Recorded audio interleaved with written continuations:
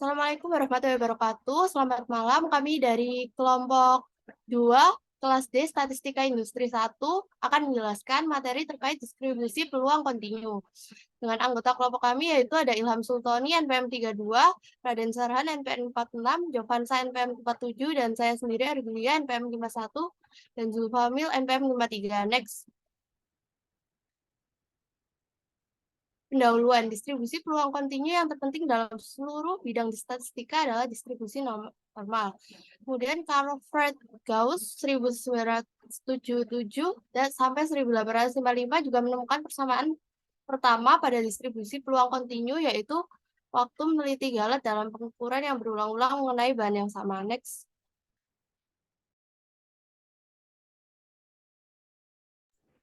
Kemudian ada distribusi normal atau biasa disebut distribusi Gauss. Kurva setiap distribusi Gauss atau fungsi padat disebut sebagai sedemikian rupa sehingga luas di bawah kurva di antara kedua ordinat seperti pada gambar di bawah ini. Pada suatu PU baca X, distribusinya berbentuk lonceng seperti pada gambar di samping, sebut PU baca normal. Distribusi peluang normal bergantung pada dua parameter mu dan sigma, yaitu rataan dan simpangan baku. Untuk mengatasi kesulitan dalam menghitung integral fungsi padat normal, maka dibuat sebuah tabel luas kurva normal sehingga memudahkan untuk penggunaannya, yaitu menggunakan dengan transformasi Z sama dengan Z min mu per sigma. Bila mana X mendapatkan suatu nilai X, nilai Z padanannya diberikan pada rumus tadi. Rumus Z sama dengan X min mu per sigma. Jadi bila X bernilai setara antara X sama dengan X1 dan X sama dengan X2, maka peluang acak Z akan dimulai antara Z sama dengan X2 min mu per sigma dan Z2 sama dengan X2 min mu per sigma. Untuk contoh soal distribusi Gauss yaitu sebagai berikut. Suatu contoh jenis baterai mobil rata-rata berumur 3 tahun dengan simpangan baku 0,5 tahun. Bila dianggap umur baterai berdistribusi normal, carilah peluang suatu baterai tertentu yang akan berumur kurang dari 2,3 tahun. Adapun penyelesaiannya yaitu dapat dibentuk sebuah kurva seperti gambar ini, yaitu kemudian menghitung luas daerah sebelah kiri nilai Z padanannya. Jadi diperoleh nilai Z sama dengan 2,3 dikurangi 3 per 0,5. Didapatkan nilai Z sebesar min 1,4. Kemudian dengan menggunakan tabel luas di bawah kurva, normal diperoleh fungsi P kurung buka X kurang dari 2,3 sama dengan P dalam kurung Z kurang dari min 1,4 sama dengan 0,0808.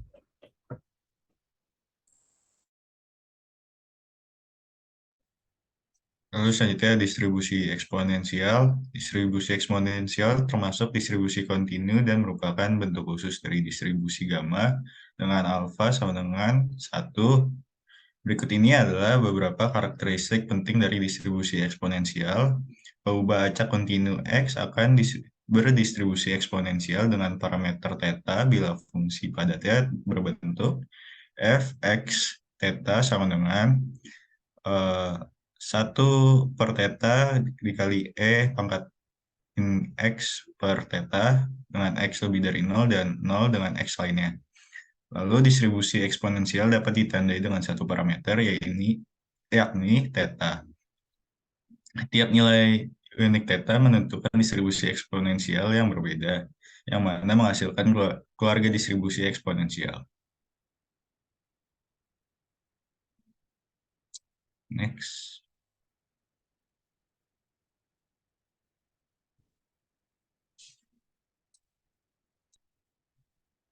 Lalu untuk contoh soal distribusi eksponensial, banyaknya pasien Dr. Suryo tiap jam rata-rata 10 orang.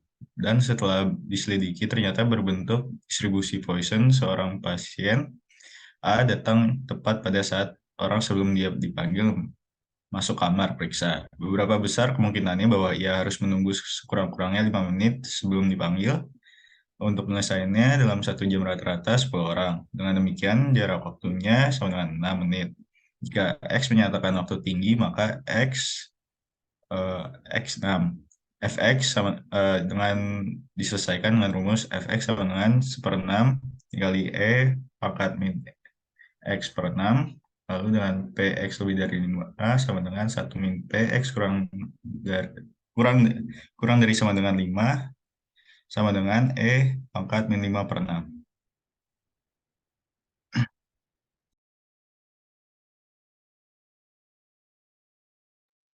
Yang selanjutnya yaitu distribusi chi-square. Distribusi chi-square banyak digunakan dalam bidang statistika. Beberapa manfaat dari distribusi chi-square seperti menguji signifikansi antara frekuensi yang diamati, ubah acak kontinu X berdistribusi chi-square dengan derajat bebas V bila fungsi padanya diberikan oleh Fx V sama dengan persamaan 1/2 pangkat V per 2 kali R dalam kurung V per 2 dikali X pangkat V per 2 min 1 kali E pangkat min X per 2 dengan X lebih besar dari 0 dan 0 elsewhere dengan V bilangan bulat positif. Distribusi chi kuadrat merupakan bentuk khusus dari distribusi gamma dengan alpha V per 2 dan beta 2, di mana parameter V disebut sebagai derajat kebebasan. Nilai derajat kebebasan dapat diperoleh dari banyaknya sampel atau observasi dikurangi 1 atau N-1. Ulang suatu sampel acak menghasilkan nilai X kuadrat lebih besar dari suatu nilai tertentu sama dengan luas di bawah kurva di sebelah kanan nilai tersebut. Nilai tertentu tersebut biasanya dinyatakan dengan X kuadrat X pangkat 2 alpha. Jadi X pangkat 2 alpha menyatakan nilai X kuadrat yang di sebelah kanannya terdapat daerah seluas alpha. X.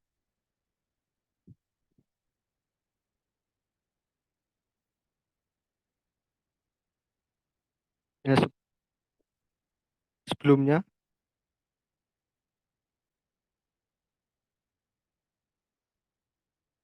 yang selanjutnya yaitu contoh soal chi-square. Untuk suatu distribusi chi kuadrat, carilah X kuadrat dengan alpha 0,05 bila V sama dengan 19. Dengan penyelesaian yaitu dengan melihat tabel distribusi chi kuadrat di samping akan dicari nilai X kuadrat yang luas daerah di sebelah kanannya adalah 0,05 dengan derajat kebebasan 19. Sehingga diperoleh X 0,05 bila V sama dengan 19 adalah 30,1435. Next.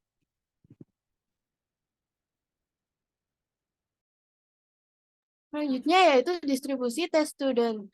Distribusi student T atau kadang disebut distribusi T diterapkan pada statistik inferensial ketika nilai varian dari suatu populasi tidak diketahui. Ini didefinisikan pengubah acak T yang mengetahui distribusi student T sebagai rasio dari pengubah acak normal baru Z terhadap pengubah acak square V dengan derajat bebas V. Dalam menurunkan distribusi sampel T akan dimisalkan bahwa sampel acaknya berasal dari populasi normal. Selanjutnya ditulislah rumus T sama dengan dalam kurung X bar dikurangi mu dikurangi dalam kurung simpangan baku dikurangi akar N per akar S kuadrat per simpangan baku kuadrat sama dengan Z per akar P per dalam kurung N dikurangi 1. Dengan T hitung sama dengan X bar dikurangi mu per simpangan baku per akar N. Next.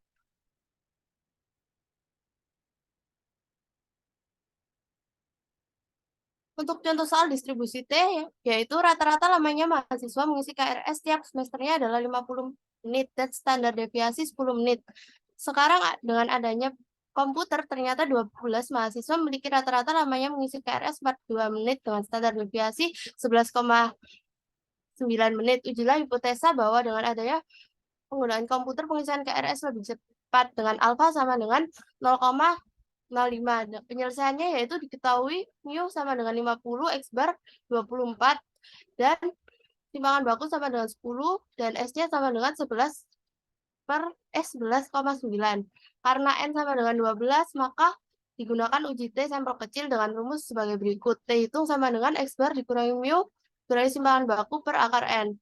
Kemudian angkanya yang dimasukkan didapatkan hasil negatif 2,33. Dengan T tabel diketahui yaitu min T 0,05 kurangi 1 mendapatkan hasil min 1,796. Kemudian dilihat dari grafik ini dibuatlah perbandingan T hitung dengan T tabelnya. Didapatkan H0 ditolak. Jika H0 ditolak berarti dengan pengisian KRS sistem komputer lebih cepat daripada pengisian KRS dengan sistem lama. Next.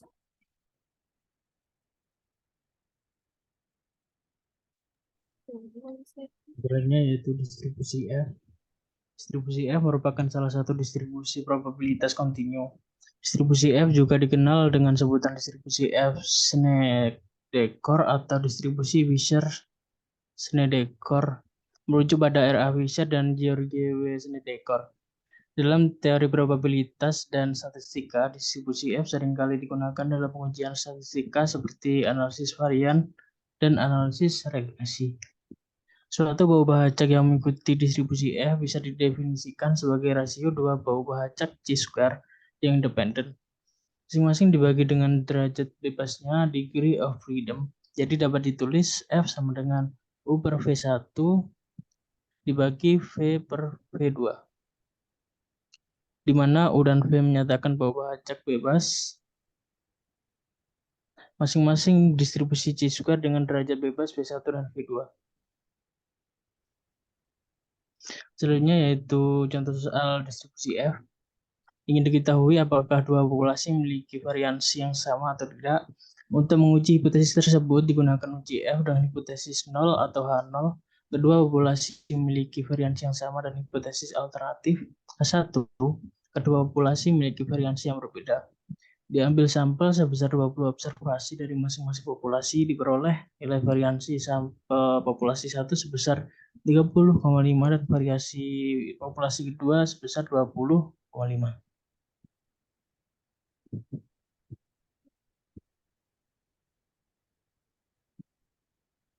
Untuk penyelesaiannya, kita pertama-tama akan mencari F hitung dengan cara bagikan 30,5 dengan 20,5 dan diperoleh 1,487. Kemudian kita akan mencari nilai F tabel dengan V1 sama dengan N1 min 1 yaitu 20 min 1 diperoleh 19 dan V2 N2 min 1 yaitu 20 min 1 dan juga diperoleh 19. Kemudian kita melihat ke tabel untuk V1 dan V2 yaitu 19 dan 19 maka diperoleh nilai dari F tabel yaitu 2,17. Karena F hitung yaitu 1,487 kurang dari F tabel yaitu 2,17 maka hipotesis 0 atau H0 tidak ditolak. Jadi dapat disimpulkan kedua populasi tersebut memiliki variansi yang sama.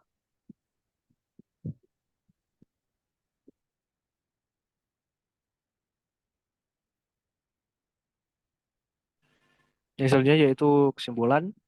Dari beberapa persoalan yang telah dibahas dapat disimpulkan bahwa distribusi probabilitas kontinu digunakan untuk menyelesaikan persoalan yang variabel random dengan interval baik terbatas maupun tak terbatas dalam suatu jarak dari bilangan nyata. Meliputi nilai yang dapat diukur daripada dihitung. Contohnya adalah tinggi badan, berat badan, suhu, dan waktu. Serta dapat digambarkan dengan fungsi kepadatan probabilitas atau fx yang mempunyai nilai-nilai dalam variabel kontinu. Mungkin itu saja dari kelompok kami untuk distribusi peluang kontinu. Sekian, terima kasih. Wassalamualaikum warahmatullahi wabarakatuh.